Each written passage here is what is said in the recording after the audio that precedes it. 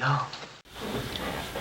Back again with Dan, part 2 of the tufting machines. So Dan, you've made your little frame. Yeah. You've got started on a bit of a rug. So what have you been up to? Well, it's been a bit of a rush. We're all busy, but I was planning on making a big size rug, but there was no time. So we've just whipped up this just to give you an example. I'm not a professional with this. There's probably people out there who make stuff like this who'll just be laughing at this, but you got to start somewhere, haven't you? So I mean, the interbacking that they use for this machine, they've normally got some polypropylene backing. It's got quite big holes in. So where was that, and where have you got that from? This is just some Hessian I bought off the internet. The mistake you can make with Hessian, if you're using that as a interbacking, is if you buy a good quality one, there's so much jute in the back, you haven't got anywhere for your tufts to go. As soon as you put some rows in, it closes up the gaps. And if you get too close, it will rip through. If you use the proper backing, you've got less chance of that, but it is expensive. It's a specialist thing. So again, I'm doing the budget way, the Jones Cod's job, just to show you. I like to do things like this because you get a taste for it, and then you learn that you need better stuff. As with this, I do need better stuff. I can't afford it, so I'll just pass on the bit of knowledge I've had from it, which isn't much. But basically, I've drawn a line which is on the weft and the warp of the Hessian, and then I've stretched it as best as I can to get it straight. The plan is you run the needle up the rows of the gaps in the Hessian, and it puts the tufts in. Every time you put a row in, it does tend to shove the jute out, so you end up with tight patches.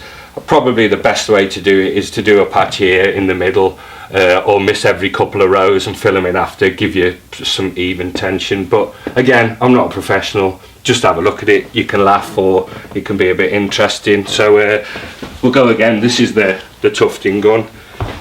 So what is that going to actually do? It's going to, well, the needle on the end is going to push the pile through, and there's a tiny pair of scissors that pop out which cut it off. So it pushes it through and then cuts it off as it comes back out? Yeah, it pushes it in like a loop, and it cuts the loop at the back, which is really the front of the rug. So like any carpet that's made, when it's in the interbacking stage, the tufts are just loose. It's the adhesive and the secondary back that goes over that holds it all together. Again, with the yarn, you need to get a good feed. It needs to come nicely to the gun. It hasn't got anything to help it feed like the more expensive ones, so if it does snag up a bit, it starts to miss a tuft. And but let's have a little go. So this is actually the back of the rug? This is the back of the rug. We'll go round. I'll put a few rows in from the back, and then we'll switch to the front. We'll turn it round. You can see them popping out the front. Right. Again, this is a right-handed thing. Ideally, you should have your thread going that way. I'm awkward, so this is how it is. We'll see what happens.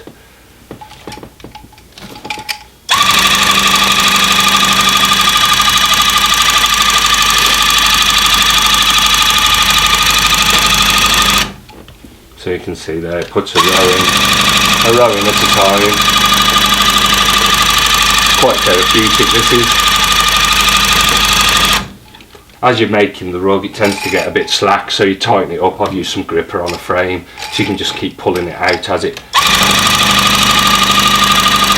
But this is a crude bit of equipment, and a very crude rug. But it does get you to be able to see what's going on. The tighter you put the rows, the better quality your rug.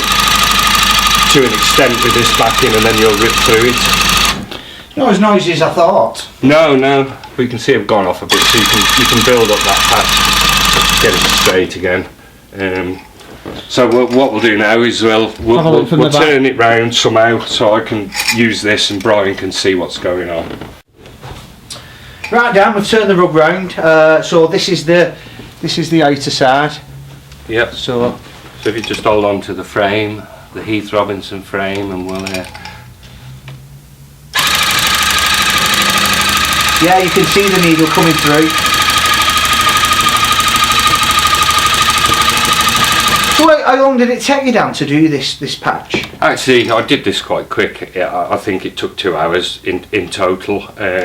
But you got to imagine it would be nearly 3 times bigger if it was a full rug. What I'd made the frame for is 27 by 54 rug, which is what, 2x3 by 4x6, isn't it? Which was a standard rug size. But basically it does take a long while because you're putting every one of these rows in yourself. If you're making a dense rug, you're putting twice as many in. If you're making some sort of a logo rug, you've got outlines to fit between, and it does get a bit involved. Like I say, this is just a bodge job, but it gives you an idea, shows you the cheap tat tools, and you could probably have a look and see someone doing a proper job on YouTube afterwards as well. So if you wanted to, you could put, say, a black yarn on there, and then draw your name in it. Well, you'd mark out your name first, and then just follow put the outline in. Yeah, just fill it in like a colouring book, basically. Yeah. We'll put these last couple of rows in.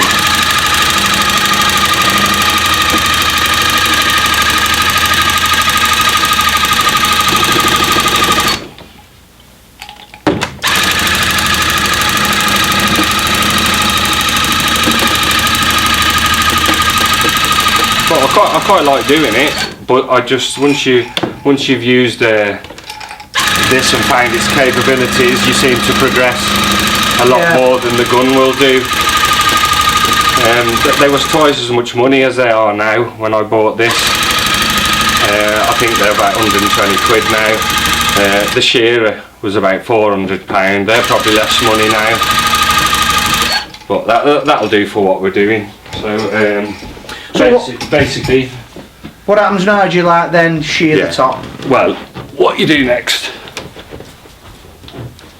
is what I found is stretch it out on this here, glue the back while it's on the frame and it's pulled straight, and then put another backing on top. I'll just get an example.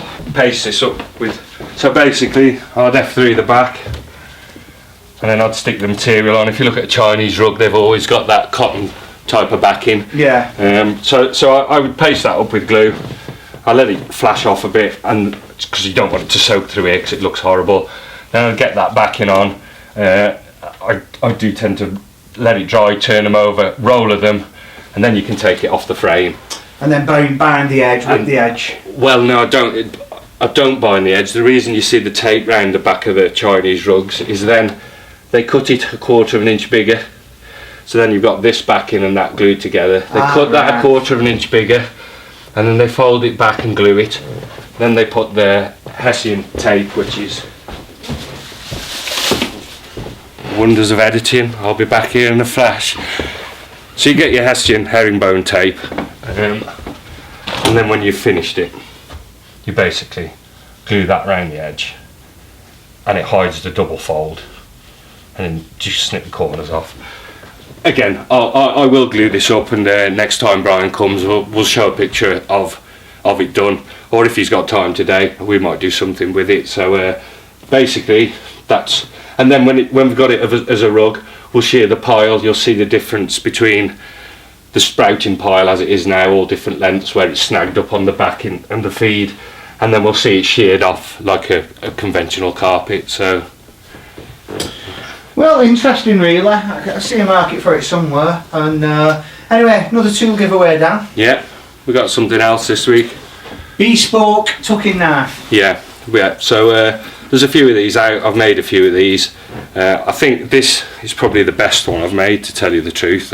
We've been having a fight whether to keep it or. Well, I want it, but you're saying we've got to give it away. Yeah. So. But it's a stainless steel blade. It's got I watched the Forged in Fire. So we've got a MacArthur handle. It's got a nice pin in it.